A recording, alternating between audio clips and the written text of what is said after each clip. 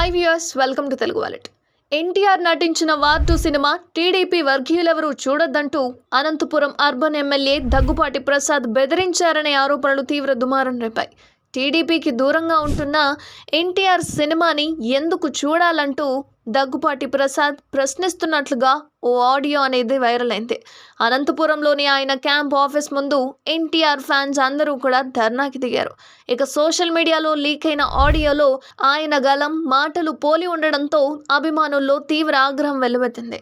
లోకేష్ పేరు వస్తే సినిమా ప్రదర్శించొద్దు అన్న హెచ్చరిక జూనియర్ అభిమానుల్లో ఆగ్రహానికి దారితీసింది.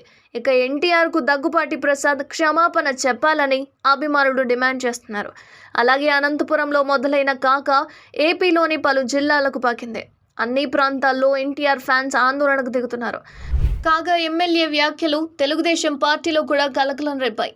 ఈ ఘటనపై సీఎం చంద్రబాబు రియాక్ట్ అయ్యారు. నేతల నిర్లక్ష్య వ్యాఖ్యలు పార్టీ ప్రతిష్టను దెబ్బతీసేలా మారుతున్నాయని సీఎం ఈ వ్యవహారంపై కామెంట్ చేశారు.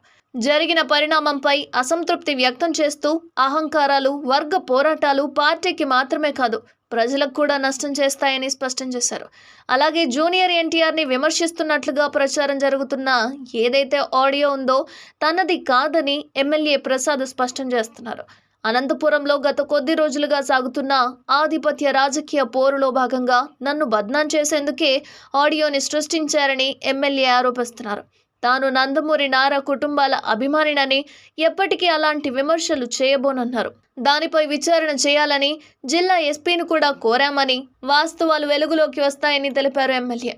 అలాగే అనంతపురం ఘటనతో పాటు అముదాల వలస, గుంటూరు ఈస్ట్ ఎమ్మెల్యేల ప్రవర్తనపై వచ్చిన వార్తల పట్ల కూడా చంద్రబాబు అసహనం వ్యక్తం చేశారు.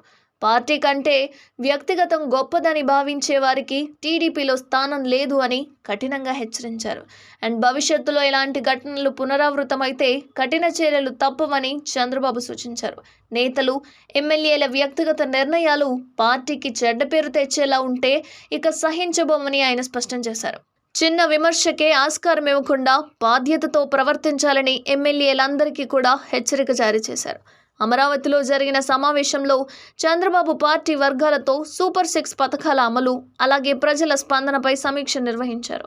అలాగే ఉచిత బస్సు పథకంపై అన్ని ప్రాంతాల్లో అద్భుత స్పందన వస్తుందని పార్టీ విభాగాలు వివరించాయి. సూపర్ 6 పథకాలు సూపర్ హిట్ కావడంతో వైసీపీ అంతర్మథనంలో పడిందని, అందుకే తప్పుడు ప్రచారాలకు దిగుతోందని వర్గాలు అంటున్నాయి. ఉచిత బస్సుపై గందరగోళం సృష్టించేందుకు వైసీపీ అనుబంధ మీడియా చేస్తున్న ప్రచారాన్ని తిప్పికొట్టాలని చంద్రబాబు నేతలకు సూచించారు.